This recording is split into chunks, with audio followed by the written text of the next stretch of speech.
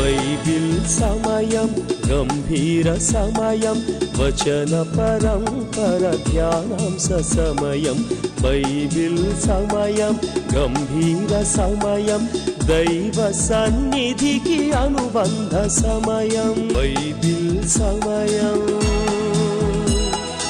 Bible సమయం Bible సమయం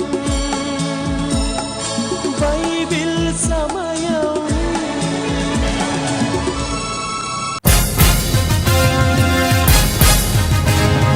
నిర్గమకాండము విమోచన గమనము మరో పాలనాంతం దైవ పాలన సత్యాంశం మోషే నాయకత్వము ఇశ్రాయేలు స్వాతంత్ర్యం కానాను యాత్రలో పరలోకమన్నా వర్షం ఇదే నిర్గమకాండ పఠన పారాయణం ఇదే నిర్గమకాండ పఠన పారాయణం మోషే ధర్మశాస్త్ర అధ్యయనం మోషే ధర్మశాస్త్ర అధ్యయనం నిర్గమకాండము విమోచన పయనము నిర్గమకాండము స్వరాజ్యమే అభయము. ఈరోజు ఈ కార్యక్రమాన్ని నిర్వహించడానికి సహాయపడిన ప్రియులకు యేసు అనుచరులు అందరము కలిసి హృదయపూర్వక వందనాలు చెల్లిస్తున్నాం. అమ్మా బాబు, మేము మీకు ఏమీ ఇవ్వలేము. మా పక్షంగా దేవుడే మిమ్మలను మీ కుటుంబాలను నిండారుగా దీవించునుగాక. Praise the Lord. నాకు ఈరోజు చాలా సంతోషంగా ఉంది. ఎందుచేతనగా ఆదికాండాన్ని విజయవంతంగా ముగించడానికి ప్రభువారు సహాయం చేశారు. బైబిల్లో 2వ పుస్తకమైన నిర్గమకాండాన్ని ధ్యానం చేసే భాగ్యాన్ని ప్రభువారు నాకు ఇచ్చారు. నా దినాలు పొడిగిస్తూ ఉన్నారు. మీలో అనేక మందిని దేవుడు ప్రేమించి దేవుని యొక్క వాక్యాన్ని క్రమంగా వినేటట్లుగా చేస్తున్నాడు. మీ ఆరోగ్యాలు కూడా దేవుడు భద్రపరుస్తున్న విధానాన్ని బట్టి దేవునిని మనం అందరము స్తుతించాలి. కొంతమంది అనారోగ్యంగా ఉన్నప్పుడు కూడా దేవుని యొక్క వాక్యాన్ని వచనం వెంబడి వచ్చిన ధ్యానాన్ని వినాలని ఎంతో క్రమంగా టీవీ దగ్గరకు వస్తున్న వారిని తప్పనిసరిగా నేను అభినందిస్తున్నాను. దేవుడు మిమ్మలను దీవించునుగాక. కొంతమందికి యాక్సిడెంట్స్ జరిగి ఇంట్లో మంచం మీద ఉండి ఉంటారు. వారు క్రమంగా దేవుని వాక్యాన్ని వింటున్నామని ఫోన్ చేస్తున్నప్పుడు నా హృదయంలో ఎంతో స్తుతి ఆరాధన సంతోషం ఉంటుంది అనే విషయాన్ని జ్ఞాపకం చేస్తున్నాను. దేవుని వాక్యాన్ని ఈ రీతిగా అభిమానిస్తూ పోషిస్తున్న నా ప్రియులరా, మీకు ఏమిచ్చి నా రుణాన్ని తీర్చుకోగలను? దేవునికి స్తోత్రాలు చెల్లిస్తున్నాను. మీకు నా హృదయపూర్వక వందనాలు చెల్లిస్తున్నాను. దేవుడు మిమ్మలను శారీరకంగా, మానసికంగా, ఆధ్యాత్మికంగా దీవించునుగాక. చాలామంది యవ్వన బిడ్డలు కూడా దేవుని వాక్యాన్ని క్రమంగా వింటున్నారు. యవ్వన బిడ్డలారా, దేవుని వాక్యాన్ని మీరు ఎంతగా వింటే అంతగా దీవించబడతారు అనే విషయాన్ని పదే పదే జ్ఞాపకం చేస్తూ ఉన్నాను. దేవుని వాక్యాన్ని వినండి. దేవుని వాక్య ప్రకారము జీవించడానికి మీరు ప్రయత్నం చేయండి. తద్వారా మిమ్మలను దేవుడు దీవిస్తాడు. మీరు అనేకులకు దీవెనగా ఉంటారు అనే విషయాన్ని నేను జ్ఞాపకం చేస్తున్నాను. నిర్గమకాండం యొక్క ఉపోద్ఘాతాన్ని ప్రారంభించడానికి, ధ్యానాలను ప్రారంభించడానికి ప్రభువారు చేసిన కృపను బట్టి మనమందరము ప్రభువారికి రుణపడి జీవించాలి. ధ్యానాన్ని ప్రారంభించడానికి ముందుగా ఒక పాటను విందాం.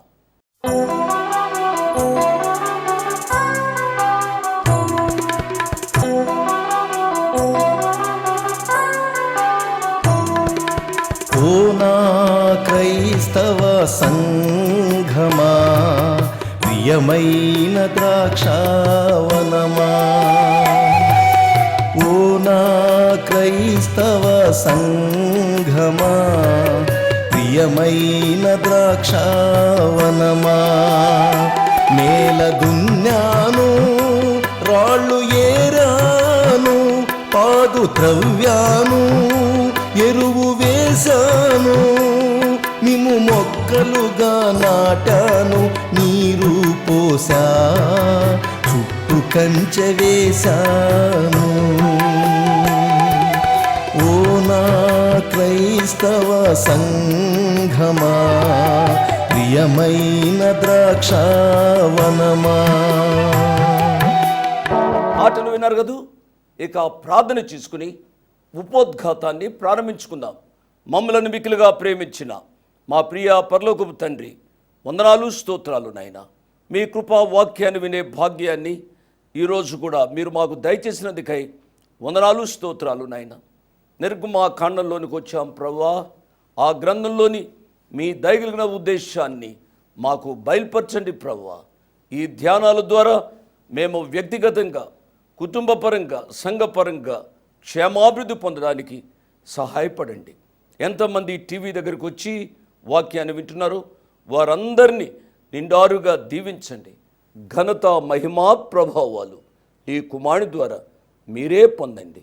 యేసయ్య నామమున స్తుతించి ఘనపరిచి వేడుకున్నాము తండ్రి, ఆమేన్. నిర్గమాకాండ ఉపోద్ఘాతాన్ని నేను ప్రారంభిస్తున్నాను. నిర్గమాకాండాన్ని వ్రాసింది మోషే భక్తుడు అనే విషయం మనకు తెలుసు. మోషే భక్తుడే వ్రాసాడు అనడానికి నేను నిదర్శనాన్ని చూపెడుతున్నాను. నిర్గమాకాండం 17వ అధ్యాయము 14వ వచనం. అప్పుడు యెహోవా మోషేతో ఇట్లనెను, నేను అమాలేకుల పేరు ఆకాశము క్రింద ఉండకుండా బొత్తిగా తుడుచువేదును గనుక జ్ఞాపకార్థముగా గ్రంథములో దీన్ని వ్రాసి యెహోషువకును వినిపించుము. గ్రంథములో దీనిని వ్రాసి అని దేవుడైన యెహోవా మోషేకు ఆజ్ఞాపించినట్లుగా మనం చూస్తున్నాం. 24వ అధ్యాయము, ఇదే నిర్గమాకాండం 24వ అధ్యాయము 4వ వచనాన్ని కూడా చదువుతున్నాను. మరియు మోషే యెహోవా మాటలన్నిటినీ వ్రాసి ఉదయమందు లేచి ఆ కొండ దిగువను బలిపీఠమును ఇశ్రాయేలు 12 గోత్రముల చొప్పున 12 స్తంభములను కట్టెను. ఇది మోషే భక్తుడు వ్రాసాడు అని ఈ 2 రిఫరెన్సెస్ ద్వారా మనకు అర్థమవుతుంది. మోషే భక్తుడే ఈ గ్రంథాన్ని వ్రాసాడు అని యేసు ప్రభువారే చెప్పారు. ఇవన్నీ మనకు నిదర్శనాలు. మార్కు సువార్త 7వ అధ్యాయంలో చూస్తే, మార్కు సువార్త 7వ అధ్యాయము 10వ వచనాన్ని చదువుతున్నాను, చూడండి. నీ తల్లిదండ్రులను ఘనపరచవలనియు తండ్రినైనను తల్లినైనను దూషించువానికి మరణశిక్ష విధింపవలననియు మోషే చెప్పెను కదా. కాబట్టి ఇప్పుడు నేను చదివిన భాగము 10 ఆజ్ఞలలో ఉంది, నిర్గమాకాండంలో ఉంది. ఈ గ్రంథాన్ని మోషే భక్తుడే వ్రాసాడు అనే సత్యాన్ని మీరు మర్చిపోవద్దు. ఇంకా ఒక వచనాన్ని చూపెడతాను. లూకా సువార్త 20వ అధ్యాయము 37వ వచనం. పొదను గురించిన భాగంలో ప్రభువు అబ్రహాము దేవుడనియు ఇస్సాకు దేవుడనియు యాకోబు దేవుడనియు చెప్పుచు మృతులు లేతురని మోషే సూచించెను. పొదను గూర్చి మనం చూసినట్లయితే నిర్గమాకాండం 3వ అధ్యాయంలో మనం ధ్యానం చేస్తాం. దీని ద్వారా మోషే భక్తుడు నిర్గమాకాండాన్ని రాశాడు అనే సత్యం మనకు రుజువైంది. నా ప్రియులరా, నిర్గమాకాండమే కాదు, ఆదికాండం, నిర్గమాకాండం, లేవియాకాండం, సంఖ్యాకాండం, ద్వితీయోపదేశ కాండం, ఈ 5 గ్రంథాలు మోషే భక్తుడు వ్రాసాడు అనే సత్యం మన హృదయాలలో నిలిచి ఉండాలి. మోషే భక్తుడు అరణ్య యాత్రలో ఉండగా నిర్గమాకాండాన్ని వ్రాసాడు అనేది పండితుల అభిప్రాయం. జాగ్రత్తగా వింటున్నారు కదూ ఈ సత్యాన్ని. ఈ సత్యాలు మీరు రాసుకోవాలి అని అంటే వ్రాసుకునండి. నిర్గమాకాండాన్ని హెబ్రీ భాషలో ఎల్లే హషత్మౌత్ అని అంటారు. మీరు పెద్దగా దీనిని పలకవలసిన పని లేదు, మీరు గుర్తుపెట్టుకుంటే చాలు. అది హెబ్రీ భాష. ఇంగ్లీషు భాషలో ఎక్సోడస్ అని అంటాం. మీలో చాలామందికి తెలుసు. ఈ మాటనే గ్రీకు భాషలో ఎక్సోడోస్ అని అంటారు. ప్రియులరా, కన్నడలో మనం చూసినట్లయితే ఇది మనకు బాగా అర్థమవుతుంది. కన్నడ భాషలో విమోచన కాండము అని వ్రాయబడింది. దీనికి ఈ విషయాలు అన్నిటికీ నేను అర్థాలు చెప్తూ ఉంటాను. ఇశ్రాయేలు ప్రజలను విమోచించిన సందర్భాలు ఇందులో రాయబడ్డాయి కాబట్టి కన్నడ భాషలోని హెడ్డింగ్ చాలా బాగుంది అనే విషయాన్ని జ్ఞాపకం చేస్తున్నాను.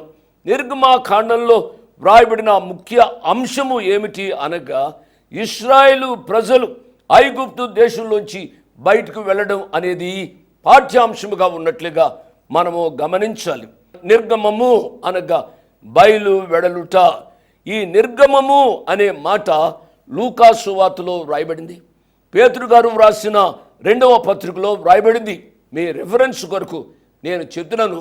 లూకా సువార్త 9వ అధ్యాయము 31వ వచనంలో, పేతురు గారు వ్రాసిన 2వ పత్రిక 1వ అధ్యాయము 15వ వచనంలో ఈ మాట వ్రాయబడినట్లుగా మనం చూస్తాం. ఐగుప్తుకు వచ్చారు ఇశ్రాయేలు ప్రజలు.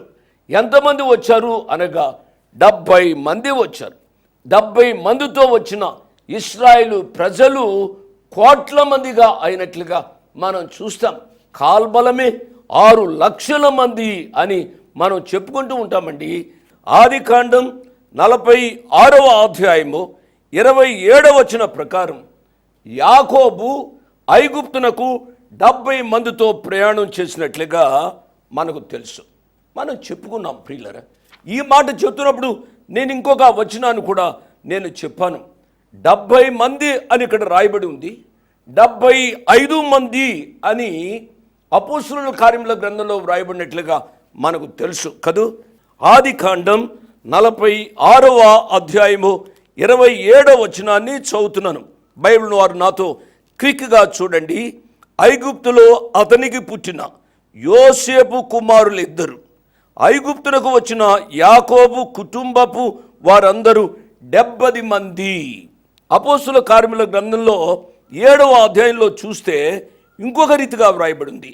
అపోస్తలుల కార్యముల గ్రంథం 7వ అధ్యాయంలోని 14వ వచనం, యోసేపు తన తండ్రి అయిన యాకోబును తన స్వజనులందరినీ పిలువనంపెను. వారు 75. విన్నారు కదా. ఇక్కడ చదివితే 70 మంది అని ఉంది. ఇక్కడ చదివితే అపోస్తలుల కార్యములో చదివితే 75 మంది ఉంది. జోషి అంకుల్ ఇదేమిటి తేడాగా వ్రాయబడింది అని మీలో కొంతమంది నన్ను అడగడానికి అవకాశం ఉంది. ప్రియులరా, ఆదికాండంలో వ్రాసిన భాగంలో 70 మంది అని ఉంది యాకోబు కుటుంబం వారు. ఇక్కడ 75 మంది. నేను తేడాను చెబుతున్నాను, జాగ్రత్తగా వింటూ ఉండాలి. బహుశా 70 మంది అని వ్రాయడంలో 5 మంది తేడా ఉన్నారు. 70 మంది అని ఆదికాండంలో, అపోస్తలుల కార్యంలో 75 మంది అని రాయడంలో బహుశా కోడండ్రు విషయం రాసి ఉండి ఉండవచ్చు. కొంతమంది కోడండ్రు చనిపోయి ఉండి ఉండవచ్చు, కొంతమంది కోడండ్రు బ్రతికి ఉండి ఉండవచ్చు. కాబట్టి 75 మంది అనడంలో బహుశా 5 కూడా కోడండ్రు కావచ్చు అని లూకా వైద్యుడు వ్రాసి ఉండవచ్చు అనేది పండితుల అభిప్రాయం. ఏది ఏమైనప్పటికీ కూడా యాకోబు కుటుంబీకులు ఐగుప్తు దేశానికి వచ్చారు. ఈ సత్యాన్ని మీరు మర్చిపోకూడదు. కనుక బైబిల్లో ఆ రీతిగా తేడా రాసింది అని ఏమాత్రమూ అనుమానపడవద్దు అని ప్రభు పేరిట నేను జ్ఞాపకం చేస్తున్నా. ఆకాశము భూమి గతించిన దేవుని వాక్యంలో ఎక్కడా తప్పు వ్రాయబడదు అండి. మనం అర్థం చేసుకున్నలో తప్పు ఉంటుంది, కానీ దేవుని వాక్యంలో తప్పు ఉండదు అనే విషయాన్ని మనము జ్ఞాపకం చేసుకోవాలి. ఆదికాండము 15వ అధ్యాయంలో చూస్తే ఈ రీతిగా వ్రాయబడి ఉంది. ఆదికాండం 15వ అధ్యాయము 13వ వచనాన్ని చదువుతున్నాను. ఆయన నీ సంతతి వారు తమది కాని పరదేశమందు నివసించి ఆ దేశపు వారికి దాసులుగా ఉందురు. వారు 400 ఏండ్లు వీరిని శ్రమ పెట్టుదురు. వీరు ఎవరికి దాసులవుదురో ఆ జనమునకు నేనే తీర్పు తీర్చుదునో. విన్నారు కదూ. 400 ఏండ్లు వీరు శ్రమ పెట్టబడుదురు అని నేను చదివాను. జాగ్రత్తగా ఆలోచిస్తూ ఉండాలి. అటు ఇటు మన గమనాన్ని మార్చకూడదు. దేవుని వాక్యంపై మీ కేంద్రీకరణ ఉండాలి అనే విషయాన్ని నేను జ్ఞాపకం చేస్తున్నాను. నిర్గమాకాండం 12వ అధ్యాయము 40వ వచనంలో చూస్తే ఇంకొక రీతిగా వ్రాయబడి ఉంది. క్విక్గా చూస్తూ ఉండాలి. నిర్గమాకాండం 12వ అధ్యాయము 40వ వచనం, ఇశ్రాయేలీలు ఐగుప్తులో నివసించిన కాలము 430 సంవత్సరాలు. ఆది కాండము 15వ అధ్యాయము 13వ వచనంలో 400 ఏండ్లు అని చదువు. నిర్గమాకాండము 12వ అధ్యాయము 40వ వచనంలో చూస్తే 430 ఏండ్లు అని చూస్తున్నాం. ఇశ్రాయేలు ప్రజలు ఐగుప్తులో నివసించిన కాలము 430 సంవత్సరాలు. దీన్ని పౌలు గారు కూడా నిర్ధారించారు. మనకు వచ్చే ప్రశ్న ఏమిటనగా, ఆది కాండము 15వ అధ్యాయం 13వ వచనానికి, నిర్గమాకాండము 12వ అధ్యాయము 40వ వచనానికి తేడా ఉంది కదూ అని మీరు అడగవచ్చు. ఆది కాండము 15వ అధ్యాయము 13వ వచనంలో అబ్రహాము సంతతి ఐగుప్తు దేశంలో 400 ఏండ్లు శ్రమ పెట్టబడుదురు అని, నిర్గమాకాండం 12వ అధ్యాయము 40వ వచనంలో 430 ఏండ్లు అని తేడా ఉన్నట్టుగా మనకు అర్థమవుతుంది. కానీ గమనించవలసిన విషయం ఏమిటనగా, దేవుడు అబ్రహామును పిలిచిన నాటి నుండి 430 సంవత్సరాలు. జాగ్రత్తగా వింటున్నారు. దేవుడు అబ్రహామును పిలిచిన నాటి నుండి 430 సంవత్సరాలు, వాగ్దానము చేసిన నాటి నుండి 400 సంవత్సరాలు అని గ్రహించాలి. ఈ సత్యాలు మనము అర్థం చేసుకుంటూ ఉండాలి. తద్వారా దేవునిలో పెరగడానికి చాలా అవకాశం ఉంది అనే సత్యాన్ని నేను జ్ఞాపకం చేస్తున్నాను. మోషే భక్తుడు ఈ గ్రంథాన్ని ఎప్పుడు వ్రాసాడు అనగా, క్రీస్తు పూర్వం, బిఫోర్ క్రైస్ట్ 1445వ సంవత్సరంలో రాసి ఉండవచ్చు అనేది పండితుల అభిప్రాయం. బహుశా మోషే గారు 40వ సంవత్సరంలో అరణ్య ప్రయాణంలో ఉండగా రాసి ఉండవచ్చును అనేది పండితుల అభిప్రాయం అని మరి ఒకసారి నేను జ్ఞాపకం చేస్తున్నాను. నిర్గమాకాండంలో 40 అధ్యాయాలు ఉన్నాయి. నిర్గమాకాండాన్ని ఈ రీతిగా విభజించడానికి అవకాశాలు ఉన్నాయి. ఈ యొక్క నిర్గమాకాండాన్ని 4 కాలాలుగా మనము చేయవచ్చు. రాసుకోవాల్సిన వారు రాసుకుంటూ ఉండండి. ఈ విభజన చేస్తున్నాను. ఇది మనము వ్యక్తిగతంగా కుటుంబంలో స్టడీ చేయడానికి అవకాశం ఉంది. దేవుని వాక్యాన్ని ఎక్కువగా స్టడీ చేయడం ద్వారా మనము దేవునిలో ఎక్కువగా పెరగడానికి అవకాశం ఉంది. ప్రియ ప్రభువా, ఇంత చక్కగా ఈ గ్రంథాన్ని నా కొరకు రాసి ఉంచిన విధానాన్ని బట్టి మిమ్మల్ని స్తుతిస్తున్నాను అని చెప్పుకోవడానికి ఎక్కువ అవకాశం ఉంటుంది. కాబట్టి ఈ విషయాలన్నీ నేను చెబుతున్నాను. దీన్ని 4 భాగాలుగా చేయవచ్చు. ఈ 4 భాగాలు 4 కాలాలు, ఈ కాలాలను బట్టి 4 భాగాలుగా విభజించవచ్చు అని మనము గ్రహించాలి. నెంబర్ 1, దాస్యపు కాలం. నిర్గమాకాండం 1-2 అధ్యాయాలు. 2వ కాలం విమోచన కాలం. నిర్గమాకాండం 3వ అధ్యాయం నుంచి 12వ అధ్యాయం వరకు. 3వది క్రమశిక్షణ కాలం 13వ అధ్యాయం నుంచి 18వ అధ్యాయం వరకు. 4వ భాగం ఏమిటి అనగా 10 ఆజ్ఞలు, ప్రత్యక్షపు గుడార నిర్మాణం 19వ అధ్యాయం నుంచి 40వ అధ్యాయం వరకు. రాసుకున్నారు కదా. దాస్యపు కాలం, విమోచన కాలం, క్రమశిక్షణ కాలం, 10 ఆజ్ఞలు, ప్రత్యక్షపు గుడార నిర్మాణ కాలం. ఈ విషయాలను మనం గ్రహించడం ద్వారా నిర్గమాకాండాన్ని చాలా తేలికగా అర్థం చేసుకోవడానికి అవకాశం ఉంది అనే సత్యాన్ని నేను జ్ఞాపకం చేస్తున్నాను. ఈ గ్రంథాన్ని ఇంకొక రీతిగా కూడా విభజించవచ్చు. ప్రియులరా, మొట్టమొదటి అధ్యాయంలో ఐగుప్తులో ఇశ్రాయేలు ప్రజలు బాధించబడటం. 2వది మోషే పుట్టుక, ఫరో అంతఃపురంలో 40 సంవత్సరాలు మొదటిగా మోషే పెంచబడటం లేక మోషే భక్తుని యొక్క జీవితం 2వ అధ్యాయం. 3వ భాగంలో మోషే గారి యొక్క పిలుపు, మిద్యాను అరణ్యంలో 40 సంవత్సరాల యొక్క అనుభవం, మండుచున్న పొద అనుభవము 3వ అధ్యాయంలో మనం చూస్తాం. నేను వరుసగా వెళ్తున్నాను, జాగ్రత్తగా వినాలి. ఈ విషయాలన్నీ వచనం వెంబడి వచ్చిన ధ్యానాల్లో మనము క్షుణ్ణంగా నేర్చుకుంటాం. నాలుగవది, ఇశ్రాయేలు ప్రజలను విడిపించడానికి మరలా మోషే భక్తుడు ఐగుప్తు దేశానికి రావడం 4వ అధ్యాయంలో మనం చూస్తాం. ఐదవది, ఫరోతో వాగ్వాదము 5వ అధ్యాయం నుంచి 11వ అధ్యాయం వరకు వ్రాయబడింది. ఐగుప్తులోని విగ్రహారాధనకు వ్యతిరేకంగా 10 తెగుళ్లను వారు పొందారు. ఈ 10 తెగుళ్ళు ఏమిటో నేను చెప్తాను ప్రియులరా, రాసుకోవలసిన వారు రాసుకుంటూ ఉండండి. ఈ 10 తెగుళ్ళు ఏమిటి అనగా, మొట్టమొదటిగా రక్తపు తెగులు, నిర్గమాకాండం 7వ అధ్యాయము 14వ వచనం నుంచి 24వ వచనం వరకు. రెండవది, కప్పలు పంపించబడినట్లుగా మనం చూస్తాం, నిర్గమాకాండం 8వ అధ్యాయము 1-15 వచనాలు. మూడవది, పేలు తలలో ఉంటాయి కదూ, ఆ పేలు చేత వారు బాధించబడ్డారు. 4, ఈగలు పేలు చేత బాధించబడ్డారు అనే దానికి వచనాలు ఏమిటి అనగా, నిర్గమాకాండం 8వ అధ్యాయము 16వ వచనం నుంచి 19వ వచనం వరకు. 4వది, ఈగల చేత బాధించబడ్డారు, నిర్గమాకాండం 8వ అధ్యాయము 20వ వచనం నుంచి 32వ వచనం వరకు. 5వది, జంతు సంహారపు తెగులు, నిర్గమాకాండం 9వ అధ్యాయము 17వ వచనం. 6వది, పొక్కులు దద్దుర్లు, 9వ అధ్యాయము 8వ వచనం నుంచి 12వ వచనం వరకు. 7వది, వడగండ్ల వాన, 9వ అధ్యాయము 13వ వచనం నుంచి 15వ వచనం వరకు. 8వ తెగులు ఏమిటి అనగా మిడుతలు, 10వ అధ్యాయము 1వ వచనం నుంచి 20వ వచనం వరకు. 9వది, ఐగుప్తు దేశమంతా చీకటి, 10వ అధ్యాయము 21వ వచనం.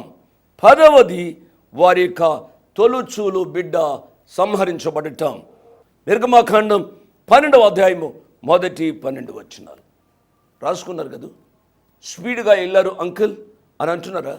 ఈ 10 తెగుళ్ళు నేను వరుసగా చెప్తున్నాను. రక్తపు తెగులు, కప్పల చేత బాధించబడటం, పేలు చేత బాధించబడటం, ఈగల చేత బాధించబడటం, జంతు సంహారపు తెగులు. 6వది, పొక్కులు దద్దుర్లు. 7వది, వడగండ్ల వాన కురవడం.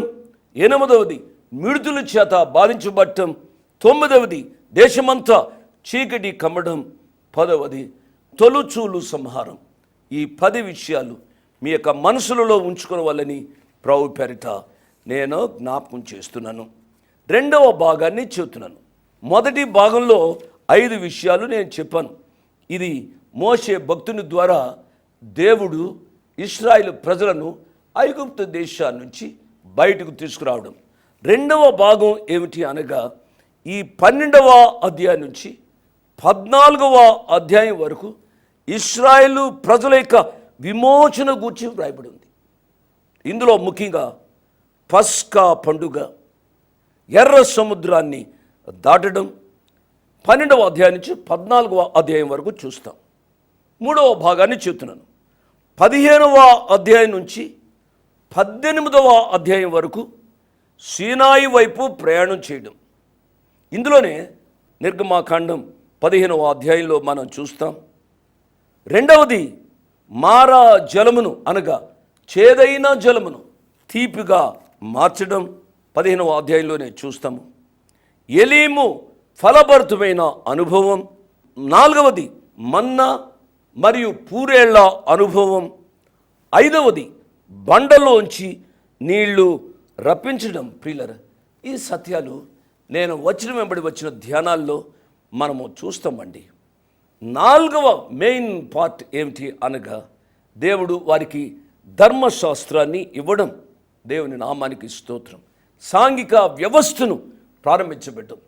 5వ ముఖ్యమైన భాగం ఏమిటనగా, ప్రత్యక్షపు గుడార నిర్మాణం.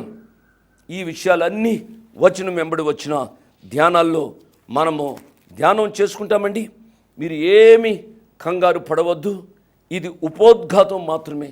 ఈ ఉపోద్ఘాతాన్ని ఎందుకు చెబుతున్నాను ఇంత సవిస్తరముగా అనగా, నిర్గమాకాండంపై ఒక విధమైన ఇంట్రెస్ట్ మనకు రావాలి. 70 మందో 75 మందో ప్రయాణం చేశారు కానీ ఐగుప్తు దేశానికి. ఐగుప్తు దేశాన్నించి బయటకు వచ్చేసరికి వారి యొక్క జనసంఖ్య 2,10,00,000 మంది అనేది అంచనా. కాల్బలమే 6,00,000 పైబడి అనేది సంఖ్యాఖండం. మొదటి అధ్యాయము 45వ వచనం 46వ వచనాన్ని మీరు చూడండి ప్రియులారా. ఈ విషయాలు మనకు అర్థమవుతాయి. ఇంతవరకు వాక్యాన్ని విన్నందుకు మీకు నా హృదయపూర్వక వందనాలు. ఒక ప్రత్యేకమైన మనవి చేయడానికి మరొకసారి మీ ముందుకు వస్తున్నాను. అదేమిటనగా, ఈ కార్యక్రమాన్ని నిర్వహించడానికి నేను ఎంతో ధైర్యం చేశాను అనే విషయాన్ని జ్ఞాపకం చేస్తున్నాను. డబ్బుండి కార్యక్రమాన్ని ప్రారంభించలేదు. నన్ను రక్షించి ఇంతవరకు పిలిచిన ప్రభు ఉన్నారు అని, తదుపరి విశ్వాసులైన మీరు ఉన్నారు అనే ధైర్యంతో ఈ కార్యక్రమాన్ని కొనసాగిస్తున్నాం. కాబట్టి ఈ కార్యక్రమానికి అయ్యే ఖర్చులో కొంత భాగమైన మీరు భరించాలని మనవి చేస్తున్నాను. ఒకరోజు కార్యక్రమానికి ఎంత ఖర్చు అవుతుందో ఆ విషయాలు మీరు తెలుసుకోవాలంటే దయతో నాకు ఫోన్ చేసి కానీ ఆఫీసుకు ఉత్తరం రాసి కానీ తెలుసుకుని సహాయపడమని ఒక తండ్రిగా, దైవదాసునిగా, అంకులుగా మీకు మనవి చేస్తున్నాను. My address 1-1-214/2, flat number 505506. 1-1-214/2, flat number 505506. Prithvi Apartments Extension, Vivek Nagar, Chikkarpalli, Hyderabad 20. దేవుడు మిమ్మల్ని నిండారుగా దీవించునుగాక. ఆమేన్.